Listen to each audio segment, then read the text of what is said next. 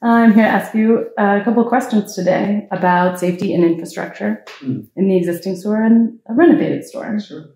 What are your biggest concerns for the safety of workers? In the current store? In the current store. Sure.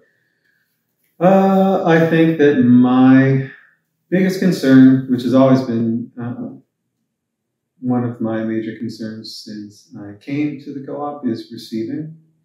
For anybody who has worked at the co-op, for anybody who has been around sort of the back of house of the co-op, the way that we receive deliveries currently has always made me really nervous. Currently we have our store's on 2 levels. So the upper level, which is our sales floor, and then the lower level where all of the receiving happens. The only way currently that we have in order to get deliveries from the lower level to the upper level is using a forklift. So imagine, a garage door opens on the bottom, a garage door opens on the top, the forklift comes out, takes pallets off of the truck, lifts them 12 feet up in the air, and delivers them onto the sales floor level. And to me, and it's how we've been doing it probably since we moved into this building back in the 90s. And it works.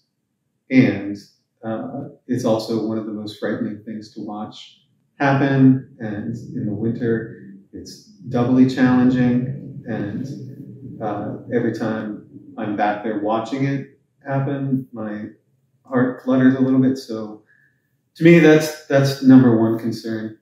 There are a lot of things about the way that we do receiving at the store that make me nervous. What are your biggest concerns for the longevity of this current store? Sure. The building as it is.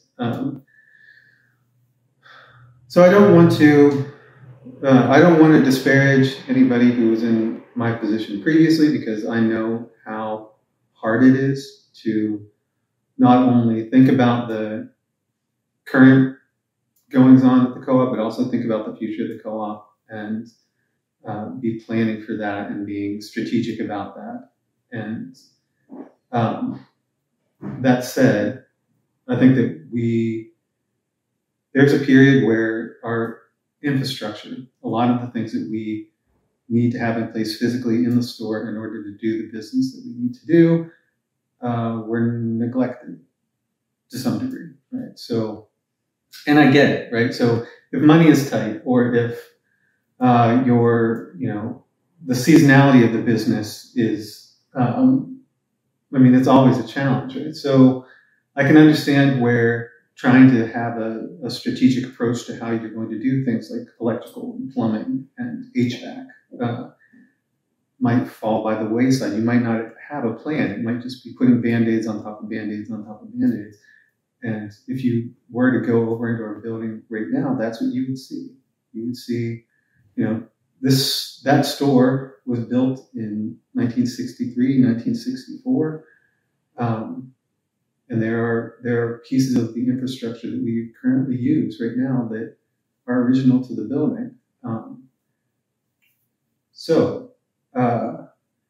In order for us to take that building, which is still sound, and make it something that will serve co-op workers and our community for another 45, 50 years, we need to reinvest in the infrastructures, and that means replacing the antiquated electrical, replacing the piecemeal plumbing system that runs through the entire building. That means getting rid of the dinosaur HVAC system that we have for heating and cooling in the store. Upgrading all of that infrastructure so that, rather than having to deal with all of that, we can get back to focusing on what we do really well, which is selling groceries and meeting the needs of the community. What are the plans that you have that will hopefully improve safety in a renovated building? Yeah. I think that the big one is prioritizing that as part of the plan. I think when we were developing a strategy for expansion and a strategy for renovating the store, safety was top of mind, right? So we knew that we knew what the issues were because everybody knows what the issues are. Everybody has known the workarounds that we have done for decades to manage doing what we do out of the current store. So being able to look at what we want out of the co-op, what needs are we trying to meet, and developing a strategy for doing that with safety and with worker safety and shopper safety in mind, and being able to have a plan for how we are going to address all of those issues. To me, I think that that's what has been lacking, right? That it is so hard when you are caught up in the day-to-day activities of running the co-op to not get caught up in the immediacy of it, and to not have a strategic plan for how you're going to address all of those issues. So that has been a big part of the work that we've done the last few years, developing this plan and developing a strategy for the future of the co-op. Now I have a couple of questions for you from the owners. The first question is, how is inflation affecting the store? Oh. Well, it is affecting the store. So, so the number one way that inflation has been affecting the store, we've seen price increases in our cost of goods. So what the co-op pays for the items before we can sell them to consumers. We started seeing price increases over the last few months. It started with our national distributors. We started seeing things going up in price. And then I would say more recently, it has trickled down into our local suppliers as well, because that's how things play out. If you have a local farmer who's buying grain from somewhere else, and shipping costs and fuel costs, it takes a little while, but eventually it's going to make it into the local market. So that's what we've been noticing lately, is that inflation that we were seeing nationally is starting to hit more locally. The tricky thing about inflation from a retailer standpoint is that if you are not staying on top of it, if you're not adjusting your prices to reflect the increase in the cost that you're paying, then you will start to see drop in your profit margin, right? And like in some cases, like that's okay as long as the price fluctuations aren't too severe, but the price fluctuations have been pretty severe in the last year. So it's constant work. So our purchasing team and our IT team constantly trying to stay on top of price changes and price increases so that the margins don't erode. But I will say, the first calendar quarter of 2022, so that's January, February, March, that 3-month quarter,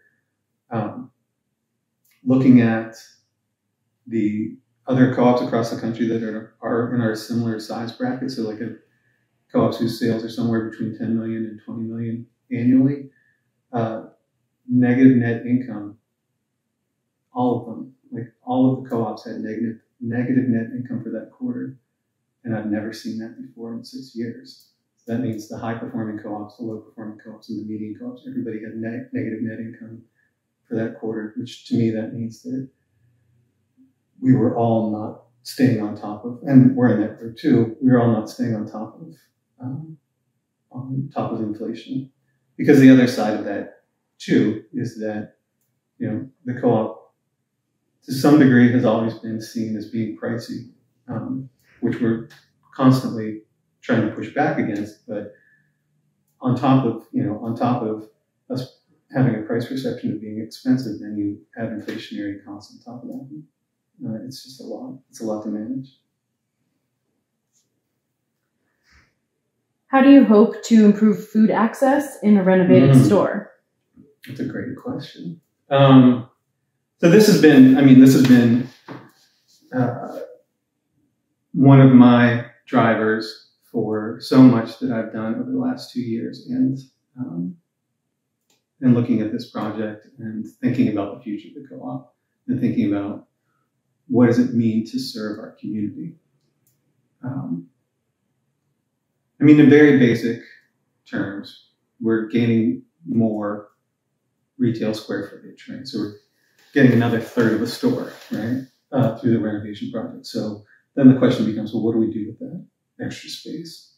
Are there ways that we can address food insecurity in our community, which I think is a huge issue that is only going to be exacerbated by the pandemic? I know going into the pandemic, poverty, the poverty level in Waldo County, we were about 14% of folks in Waldo County were below the poverty line. I'm sure that when the data comes in for 2021, it's going to be well above that. And I think that, not that the co-op can fix that, but I think that we can address it. And I think that we can, if we're truly living up to our ends, if we are truly living up to the spirit of the values and the principles of cooperatives and concern for community, and I think that we have to address it. I think that we have to be thinking about it.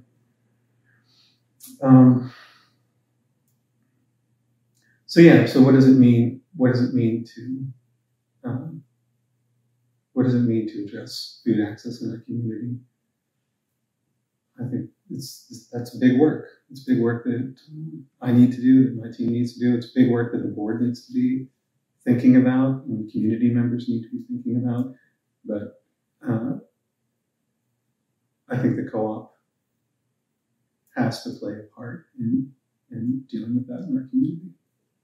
So if you have any questions that you would like to have me answer in the next session, please send them to info@belfast.coop, and we will try to fit them into the next series.